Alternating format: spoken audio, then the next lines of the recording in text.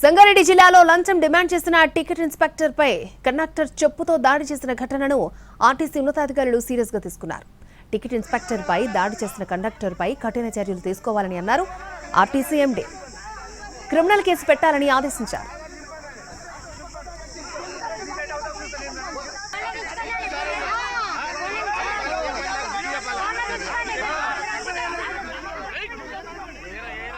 హైదరాబాద్ నుంచి నారాయణఖేడ్ వెళ్తున్న బస్సులో ఒకరు టికెట్ తీసుకోలేదు. అదే టైంకి టికెట్ చెకింగ్ స్టాఫ్ బస్ ఆపింది. చెకింగ్ చేస్తుంటే ఒకరు టికెట్ తీసుకోలేదని తేలింది. అయితే కక్కుర్తి పడిన టికెట్ కలెక్టర్ మెమో రాయకుండా ఉండాలంటే 20,000 ఇవ్వాలని ఓపెన్ గానే డిమాండ్ చేశారు.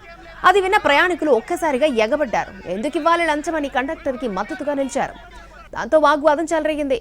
గొడవ కాస్త శృతి మించింది. టికెట్ ఇన్స్పెక్టర్ పై చెప్పులతో దాడి చేశారు.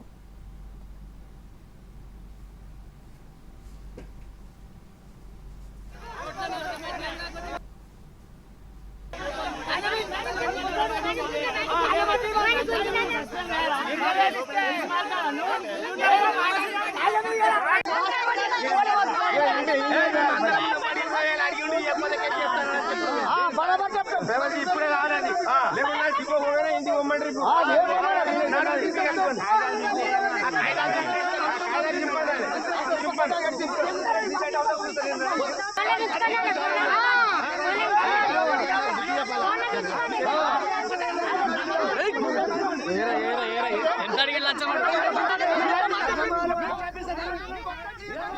అయితే తాను లంచం డిమాండ్ చేయలేదని ఆర్టీసీ టికెట్ ఇన్స్పెక్టర్ ప్రకాష్ చెప్తున్నారు. కండక్టర్ వసంత్ పురుష ప్రయాణికుడి నుంచి డబ్బులు తీసుకుని మహిళలకిచ్చే మహాలక్ష్మి టికెట్ ఇచ్చారని ఆరోపిస్తున్నారు.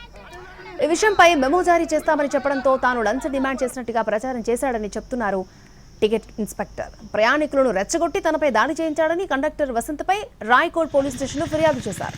గతంలోనూ కండక్టర్ వసంత్పై పలు అవినీతి ఆరోపణలు ఉన్నట్టుగా టికెట్ ఇన్స్పెక్టర్ ప్రకాష్ ఆరోపిస్తున్నారు.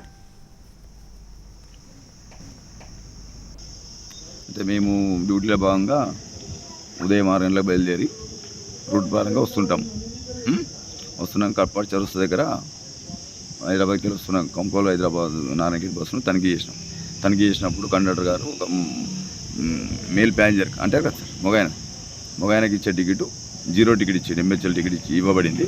దానికి భాగంగా మేము జారీ చేయడం జరుగుతుంది. మా విధి భాగంగా ఆ జారీ చేస్తున్న క్రమంలో కండక్టర్ గారు ప్రయాణికులను ఉసుగొల్పి మమ్మల్ని కొట్టించి కండక్టర్ కూడా కొట్టాడు చెప్పు తీసుకొని. దాని మేము పోలీస్ స్టేషన్లో కంప్లైంట్ చేసినాం. మావి చాటి బుక్ చింపేసిర్రు ఎవిడెన్స్ లేకుండా. టికెట్ ఏదైతే 0 టికెట్ ఉంటుందో కదా సార్ వాళ్ళు ఇచ్చింది, మనం ఎవిడెన్స్ తీసుకుంటాం కదా, అది కూడా చింపేపించింది. లేదు మా దగ్గర 0 టికెట్ కంటే నంబర్ రాసుకున్నాం. మేము నంబర్ బుక్లో మెన్షన్ చేసినాం కదా, మా దగ్గర ఉన్నది ఒకటి, అది ఒకటి ఉన్నది ఏమైంది మాకు అంతే సార్. అది మహాలక్ష్మి టికెట్ ఇష్యూ అయింది. అది నేను 140 కెపాసిటీ ఉండటం వలన నేను మందిని కౌంట్ చేయలేకపోయాను.